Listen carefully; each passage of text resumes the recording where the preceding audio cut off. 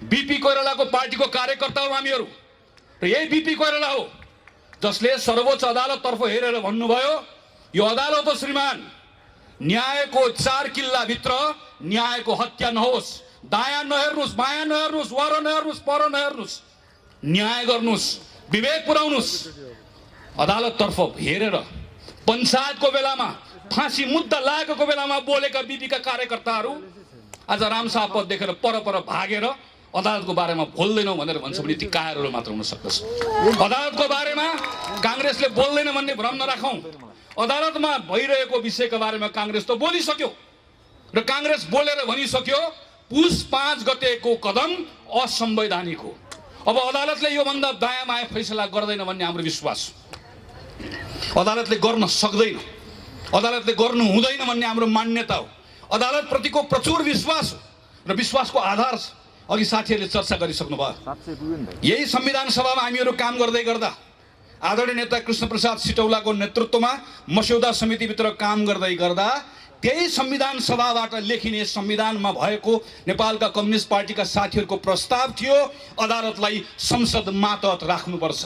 प्रस्ताव थियो एउटा संसदीय समितिले अदालतलाई हेर्नुपर्छ। हामीले भने हुँदैन, अदालतको स्वतन्त्रताको पक्षमा हामी उभियौं। यही संसदले अदालतको सम्मान राख्यो। अब हामी चाहन्छौं अदालतले संसदको सम्मान राखोस्। श्रीमानहरूलाई हामीहरू भन्न चाहन्छौं तपाईहरु संविधान पल्टाएर हेरिराख्नु भएको छ, हेर्ने त्यही नै हो। संविधानको अक्षरहरू पढिराख्नु भएको छ, धाराहरू पढिराख्नु भएको छ, पढ्ने त्यही नै हो। तर संविधानको धाराहरू त्यो अक्षरहरू शून्यबाट आएका होइनन्। त्यसको सृजना कहाँबाट भयो, त्यो कहाँबाट आयो, कहाँबाट जन्मियो? त्यही संविधान सभाबाट जन्मियो। त्यो दुईटा संविधान सभामा काम गरेर आएको सदस्य हुँ म। पहिलो संविधान सभाको एउटा छलफल तिथिमिति याद छ। म सुभाष नेमाङको कोठाभित्र भएका छलफलहरू अहिले पनि सम्झिरहेको छु। पहिलो संविधान सभाबाट संविधान बनेको भए आज नेपालमा संसदीय व्यवस्था रहने संविधानै बन्दैन थियो। त्यो यात्रा पार गरेर हामीहरू दोस्रो संविधान सभामा आयौँ। एकातिर हामीलाई प्रत्यक्ष निर्वाचित कार्यकारी जस्तो भइदियोस् भन्ने चाहना, अर्कोतिर स्थिरता भइदियोस् भन्ने चाहना, तर अर्कोतिर संसदीय व्यवस्था पनि रहिदियोस्, नत्र भए नेपालको विविधताको प्रतिनिधित्व हुन सक्दैन भन्ने यथार्थको बोध।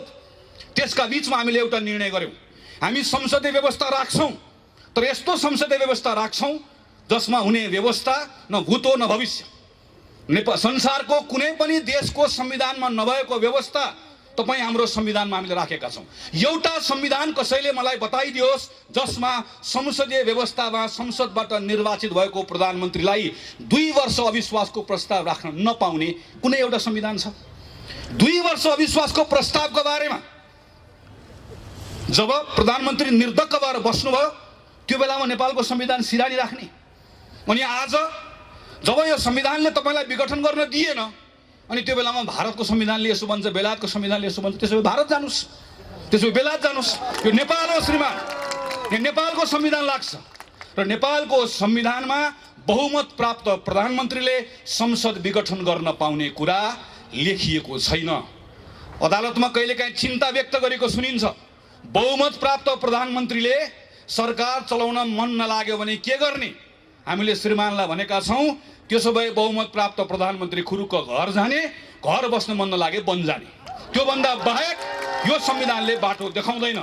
यो संविधानको धारा 76 मा छलफल भइरहेको छ। धारा 76 लेख्ने संविधानको मस्यौदा समितिको संयोजक यही हुनुहुन्छ, म त्यसको सदस्य। सम्माननीय अदालतका श्रीमानहरूलाई हामी भन्न चाहन्छौं हामी जनताका प्रतिनिधि हौं। नजानेर नबुझेर धारा 1 2 3 4 5 6 7 लेखेको होइन। बहुमत प्राप्त प्रधानमन्त्रीले संसद भङ्ग गर्न पाउँछ भनेको भए, गर्न पाउँछ भन्ने लेख्नुपर्छ भनेको भए लेख्न नआउने हो, पढ्न नआउने हो। सरासर 2047 सालको संविधानको धारा 53 जस्तो बहुमत प्राप्त प्रधानमन्त्रीले संसद भङ्ग गर्न पाउने छ भनेर लेखिहाल्थ्यो। बहुमत प्राप्त प्रधानमन्त्रीले गर्न पाउँदैन भनेरै त्यस कारणले गर्दा गर्न नपाइने व्यवस्था गरेको। यति कुरा प्रष्टसँग लेख्दै गर्दाखेरि पनि संविधानको व्याख्या गर्दै गर्दा तलमाथि हुन्छ भने प्रश्न उठ्छ श्रीमान, प्रश्न उठ्छ, जवाफ दिनुपर्ने हुन्छ। किनकि अदालतले पनि लेखेको कुरा व्याख्या गर्ने हो, काल्पनिक कुरा अदालतले पनि थप्न पाउँदैन।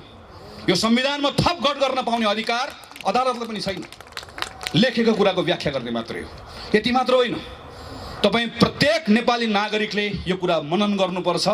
प्रधानमन्त्री केपी शर्मा ओलीको विघटनको यो प्रस्ताव सदर हुने हो भने योभन्दा ठुलो लोकतन्त्रमा जनताको निर्वाचनको अर्को अपमान हुन सक्दैन। हाम्रो संविधानमा त लेखिएको छैन। कहिलेकाहीँ के कुरा गरिन्छ भने संसारको विभिन्न संविधानमा भएको व्यवस्थाको कुरा गरिन्छ, संसदीय व्यवस्थाको कुरा गरिन्छ। हाम्रो संविधानमा नलेखेको तर संसदीय परम्पराको कसैले बहस गर्छ भने पनि एकपटक पल्टाएर हेरौँ। एउटा संसद विघटन गरेको घटना कसैले मलाई बताइदियोस् जहाँको प्रधानमन्त्रीले के भन्छ भने यो संसदमा सम्पूर्ण रूपमा मेरो बहुमत थियो, संसदमा मलाई केही पनि समस्या भएको थिएन, तर राति सुतेको बिहान उठ्दै गर्दा भङ्ग गर्न मन लाग्यो, मैले भङ्ग गरिदिएँ। प्रधानमन्त्रीको पत्रले योभन्दा अरू केही भन्छ? तपाईँले पत्र पढ्नु भएको छ एकपटक? प्रधानमन्त्री के भन्नुहुन्छ भने मलाई 2/3 बहुमत चाहियो, त्यस कारणले गर्दा मैले संसद भङ्ग गरिदिएँ। अब 2/3 बहुमत दिनुहोस्। त्यसपछि प्रधानमन्त्री के भन्नुहुन्छ भने 2/3ले पुगेन, सम्पूर्ण चाहियो भन्नुहुन्छ। त्यो भन्न पाइने हो नि त। एउटा व्यवस्था कसैले देखाइदियोस्, एउटा अभ्यास देखाइदियोस् जहाँ संसदमा समस्या नरहिकन संसद विघटन भएको होस्। भएको छैन, कहीँ पनि हुँदैन। हाम्रोमा त पाइँदैन, पाइने ठाउँमा पनि हुँदैन। संसदमा समस्या आएपछि बल्ल संसद भङ्ग गर्ने अभ्यास संविधानमा व्यवस्था भएका देशहरूमा छ, हाम्रोमा त त्यो पनि छैन। त्यसैले हामी श्रीमानहरूतर्फ फर्केर भनिरहेका छौँ, केही हेर्नु पर्दैन, हाम्रो संविधान मात्र हेरिदिए हुन्छ। प्रधानमन्त्रीले अदालतमा चलिरहेको कुरालाई तमासा भनेर भन्नुभयो। तमासा भन्ने कुरालाई अदालतले कसरी लिन्छ, अदालतले जान्ने कुरा हो। केही पूर्व प्रधान न्यायाधीशहरूले अदालतको अ पनि उच्चारण गर्नु भएन। उहाँहरूले जम्मा एउटा कुरा भन्नुभयो, प्रतिनिधि सभाको विघटन संविधानलाई नेपाल संविधानका हिसाबले पनि राजनीतिक हिसाबले पनि यसले गतिरोध उत्पन्न गरेको छ भनेर भन्नुभयो। भनेको त्यति मात्रै हो। त्यति भनेको आधारमा आज पूर्व प्रधान न्यायाधीशहरूलाई अदालतको अपहेलनाको मुद्दा लागेको छ। अदालतको प्रक्रिया छ, म प्रक्रियाको सम्मान गर्छु र मलाई विश्वास छ अदालतले यसलाई दुधको दुध पानीको पानी गर्छ। तर एउटा कुरा सम्झाउन चाहन्छु, केवल राजद्रोहको मुद्दा लागेको थियो मलाई। यही अगाडिपट्टि नागरिक आन्दोलन भएको थियो। देवेन्द्रराज पाण्डे र कृष्ण पहाडीले नेतृत्व गर्नुभएको नागरिक आन्दोलनमा यहाँ नारा लगाएको बहानामा राजद्रोहको मुद्दा लागेर हिरासतमा थिए। म माथिको मुद्दामाथि बहस चलिरहेको थियो विशेष अदालतमा। विशेष अदालतमा बहस चल्दै गर्दा थुप्रै युवा साथीहरू अदालतमा आउनुभयो, अदालतको परिसरमा छिर्नुभयो, तलबाट नारा लाग्न थाल्यो, ज्ञाने चोर देश छोड। र त्यही बेलामा मेरो पक्षमा बहस गर्दै गरेका वकिलहरूले भन्नुभयो, श्रीमान एकछिन अदालतमा मौनता चाहन्छु, श्रीमान एकछिन कोही नबोलिदिनुहोस्। कोही बोलेनन्। भित्र युवाहरू भित्रै पसे, नारा लगाउँदै गए, अझ स्वर ठुल्ठुलो हुँदै गयो। अनि मेरो पक्षको वकिलहरूले भन्नुभयो, श्रीमान मेरो पक्षलाई आज जुन आरोप लागेको छ त्यो आरोपको आधारमा तपाईँले आज यसलाई राजद्रोही भन्ने हो भने ती राजद्रोहीहरू त अदालतमा आइसके। यी सबलाई राजद्रोही तपाईँले भन्नुपर्छ। अब कतिलाई राजद्रोही भन्नुहुन्छ भनेर भनेको म सम्झन्छु। आज संविधानमा नलेखिएको संसद विघटन गरेको कुरा गलत हो भनेर कसैले भन्दै गर्दा, नेपालको प्रधानमन्त्रीले विधिको शासनमा विश्वास गर्नुहुन्न, सेटिङको शासनमा विश्वास गर्नुहुन्छ भनेर कसैले भन्दै गर्दा अदालतको अपहेलनाको मुद्दा लाग्छ भने अपहेलनाको मुद्दा हामी सबलाई लगाइयो श्रीमान। हामी सबैले त्यो मुद्दा खेप्न तयार छौँ। न्यायको पक्षमा बोल्दै गर्दा अदालतको अपमान हुँदैन। हामी अदालतको मान बढाउन चाहन्छौँ, अदालतको शान बढाउन चाहन्छौँ। सर्वोच्च अदालत भन्ने नाम संविधानले दिएको, तर सर्वोच्च अदालतप्रतिको सर्वोच्च विश्वास अदालतले आर्जन गर्नुपर्छ, न्यायबाट आर्जन गर्नुपर्छ, फैसलाबाट आर्जन गर्नुपर्छ, न्याय गरेको देखिनुपर्छ। त्यसका निम्ति हामीहरू बोलिरहेका छौँ। कतिपय साथीहरू भन्नुहुन्छ आज हामी नेपाल कम्युनिस्ट पार्टी दुईटा हुँदै गर्दा कुनै एउटाको पक्षमा नबोलौँ, कुनै अर्कोको पक्षमा नबोलौँ। मलाई यसमा अल्मलिनु पर्ने कारण केही पनि छ भन्ने लाग्दैन। कम्युनिस्ट पार्टीका साथीहरू दुईतिर अहिले फर्केर बस्नु भएको छ। एउटाले एउटाको वस्त्र उतार्नुहुन्छ र ल भन्नुहुन्छ, ल आज मैले उतारिदिएँ। अर्कोले भन्नुहुन्छ उसले एउटा उतारे मैले दुईटा उतारिदिएँ। उतार्दा उतार्दै केही दिनपछि दुवै थरीहरू सर्वाङ्ग नाङ्गिसके पछाडि तपाईँ हामीले कोहीले पनि उहाँहरूलाई हेर्न सक्दैन। र त्यो बेलामा नेपाली जनता आफैले भन्नेछन् हामीलाई को सक्कली को नक्कली थाहा छैन, तर हामीलाई सक्कली कम्युनिस्ट पनि चाहिएन, नक्कली कम्युनिस्ट पनि चाहिएन। हामीलाई तातेको कम्युनिस्ट पनि चाहिएन, हामीलाई सेलाएको कम्युनिस्ट पनि चाहिएन। हामीलाई गड्याङ गुडुङ गर्दै आउने उत्तौलो खरे जस्तो कम्युनिस्ट पनि चाहिएन। हामीलाई जमेर गनाएको पोखरी जस्तो गनाएको कम्युनिस्ट पनि चाहिएन। हामीलाई यो पनि चाहिएन, हामीलाई त्यो पनि चाहिएन। नेपाली जनता आफैले भन्ने छन्।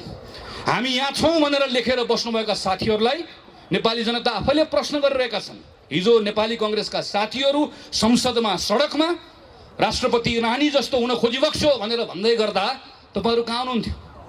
हिजो संसदमा उपसभामुख पनि चाहियो, होइन भने संवैधानिक परिषदमा प्रधानमन्त्रीले दादागिरी गर्नुहुन्छ भन्दै गर्दा तपाईहरु कहाँ हुनुहुन्थ्यो? हिजो निर्वाचन आयोगमा स्वतन्त्र मान्छे लिएर जाऊ भन्दै गर्दा तपाईहरु कहाँ हुनुहुन्थ्यो? आज चुनाव चिन्ह मलाई दियो, म यहाँ छु भन्दै गर्दा तपाईहरु कहाँ हुनुहुन्थ्यो भन्ने प्रश्न तपाई हामीले गर्नु पर्दैन। आम जनताले गरिरहेको प्रश्न छ। हामी यसमा अलमलिनु पनि पर्दैन, किनकि आजको मूल प्रश्न यो होइन। आजको मूल प्रश्न संविधान माथि भएको घात हो।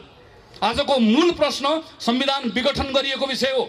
आजको मूल प्रश्न संविधानलाई ट्र्याकमा फर्काउने कुरा हो। आजको मूल प्रश्न व्यवस्था जोगाउने कुरा हो। म खास गरिकन नौजवान साथीहरूलाई म अनुरोध गर्न चाहन्छु।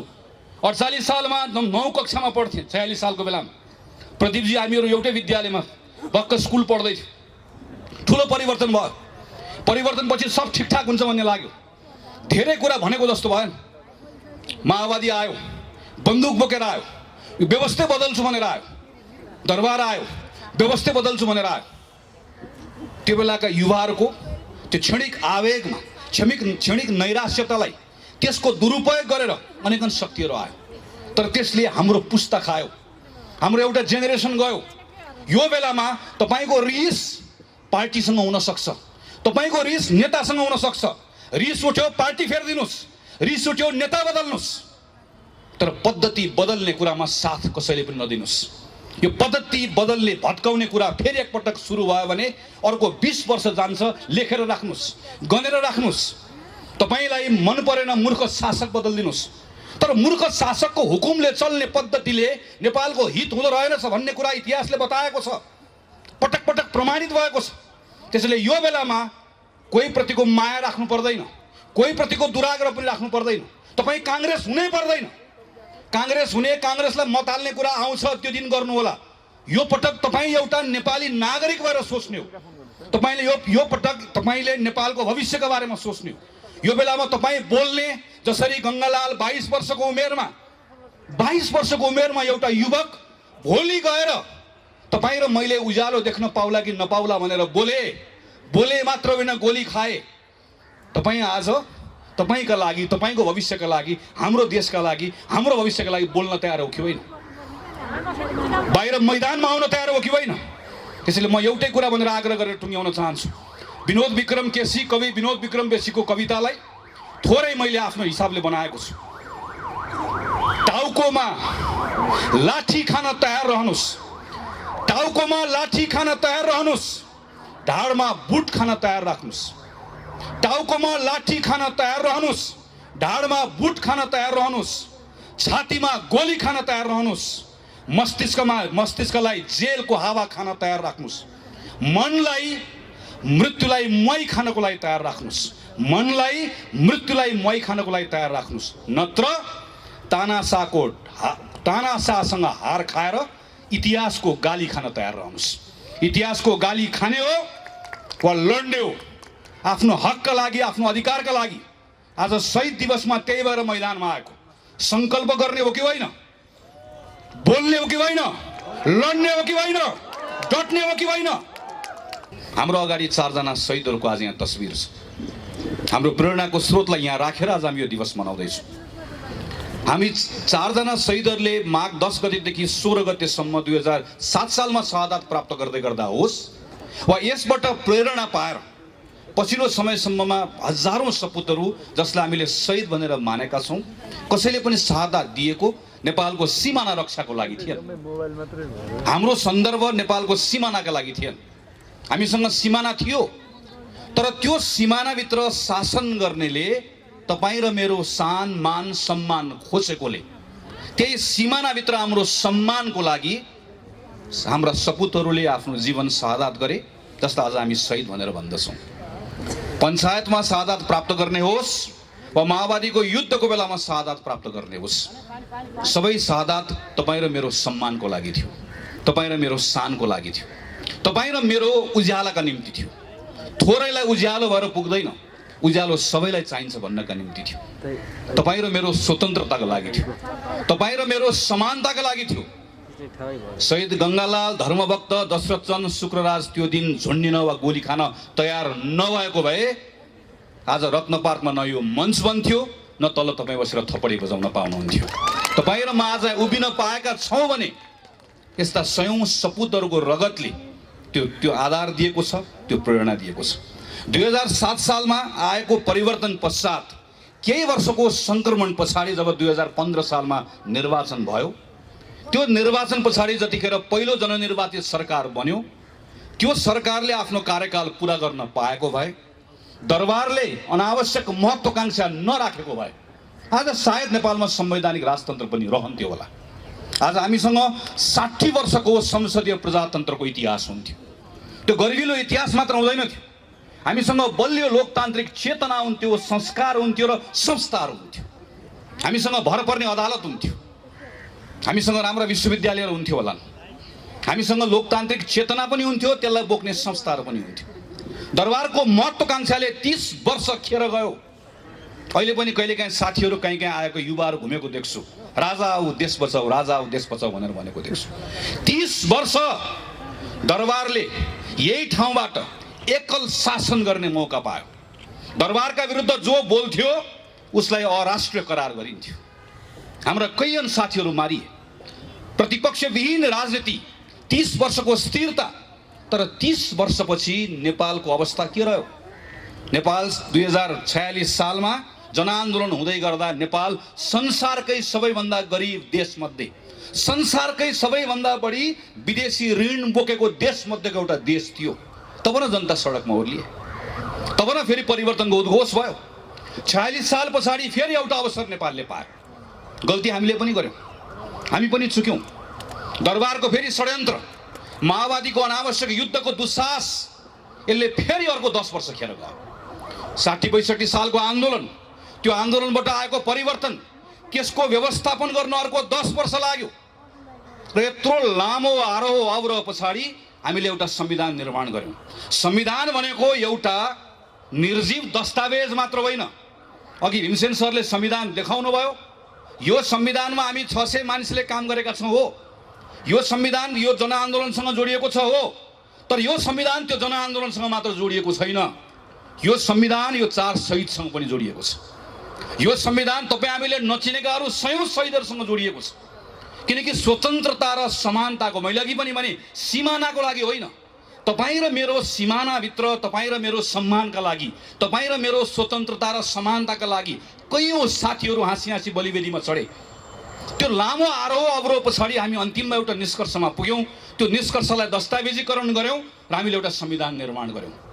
यही संविधानमा टेकेर योभन्दा अगाडिको यात्रा अगाडि लिएर जाने हामीले उद्घोष पनि गऱ्यौँ।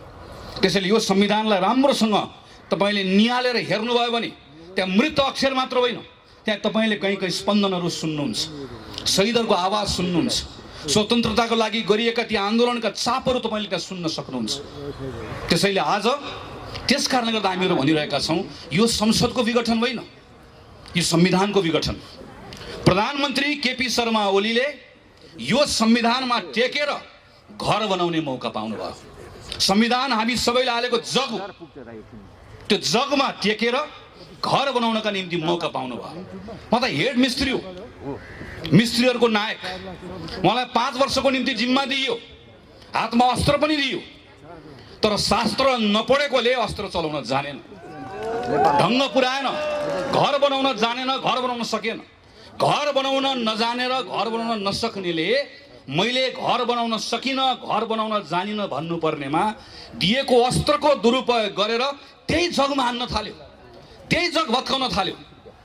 अनि वरिपरि रहेका आसेपासेहरू, धुपौरीहरूले प्रभु तपाईँले गल्ती गर्नुभयो, तपाईँलाई जिम्मा त घर बनाउन दिएको, तपाईँलाई दिएको घनले तपाईँले यसलाई इट्टा फोडेर माथि पर्खाल लगाउनु होला भन्ने ठानेको, तपाईँले जग भत्काउन थाल्यो भन्नुपर्ने ठाउँमा दुपौरे हेर्नुहोस् त देशभरि प्रधानमन्त्री हिँड्नु भएको छ, क्या भत्काउनु भयो भनेर वरिपरि भएको तपाईँ हेर्नुहुन्छ, थरीथरीका देख्नुहुन्छ। अनि प्रधानमन्त्रीलाई के लागिरहेको छ भने जसरी मेरो वरिपरि हिँड्नेहरूले मैले गरेको कदमको प्रशंसा गरिरहेका छन्, यसै गरिकन जनताले प्रशंसा गरिरहेका छन्। क्षमा गर्नुहोला प्रधानमन्त्रीजी, तपाईँ नेपाली जनताको अवमूल्यन गर्दै हुनुहुन्छ, अहिलेको युगको अवमूल्यन गर्दै हुनुहुन्छ। केही वर्ष पछाडि जब तपाईँ इतिहास बन्नुहुन्छ त्यो बेलामा नेपाली जनताले तपाईँलाई कसरी सम्झनेछन्, एकपटक आज राति बालुवाटारमा सुत्दै गर्दा आँखा चिम्म गरेर एकपटक सोच्नुहोस् तपाईँलाई कसरी सम्झनेछ। तपाईँलाई नेपाली जनताले यत्रो 50औं वर्षको आरोह अवरोह पछाडि एउटा संविधान निर्माण गरेर नयाँ युगको सुरुवात गर्ने मौका पाएको, अभूतपूर्व अवसर पाएको एउटा प्रधानमन्त्री जसको सनकको कारणले गर्दा सिङ्गो देशलाई दुर्घटनामा पुर्याइदिने एउटा पात्रको रूपमा तपाईँलाई सम्झनेछ। तपाईँलाई नेपाली जनताले केही पनि थाहा नभएको तर मलाई थाहा छैन भन्ने थाहा नभएको एउटा अयोग्य पात्रको रूपमा तपाईँलाई सम्झनेछ। तपाईँलाई नेपाली जनताले सिङ्गो संविधानलाई विघटन गर्ने एउटा पात्रको रूपमा सम्झनेछ। तपाईँलाई नेपाली जनताले जनताको मतको अपमान गर्ने एउटा पात्रको रूपमा सम्झनेछ। नेपालको इतिहासको पानाहरू लेख्दै गर्दा जनताको अधिकारको लागि लड्ने पात्रहरूको पानामा प्रधानमन्त्री केपी शर्मा ओलीको नाम लेखिने छैन। तपाईलाई कसैले पनि त्यो पाना पल्टाएर त्यहाँभित्र तपाईँको नाम खोजे भने कसैले भेट्ने छैन। तपाईँको नाम कहाँ लेखिनेछ? तपाईँको नाम नेपाली जनताको अधिकार खोज्ने शासकहरूको पंक्तिमा लेखिनेछ। त्यसैले तपाईँको बारेमा धेरै चिन्ता छैन। तपाईँका धुपौरेहरूको बारेमा त केही भन्नु पनि छैन।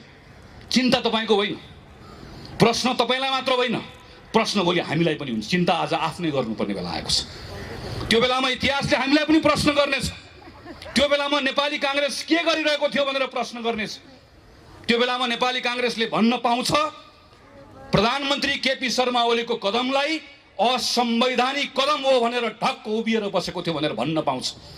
तर भन्न पाउने हक र अधिकारलाई हाम्रै केही साथीहरूले अल्मलाइदिनु भएको छ कि लड्डु काङ्ग्रेसहरू मैदानमा आउनु भएको छ। यो हातमा पनि लड्डु, त्यो हातमा पनि लड्डु। लड्डु काङ्ग्रेसहरूको कारणले गर्दा आज काङ्ग्रेसमाथि नै प्रश्न उठेको छ। यो प्रश्नलाई पनि भोलि उठ्न नसक्ने गरिकन थेचारेर हामी अगाडि बढ्नुपर्नेछ।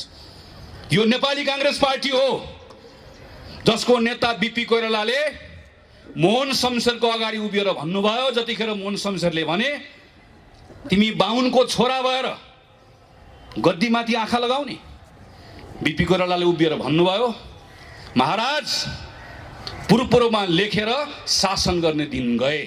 त्यो पार्टीको कार्यकर्ता हो हामी।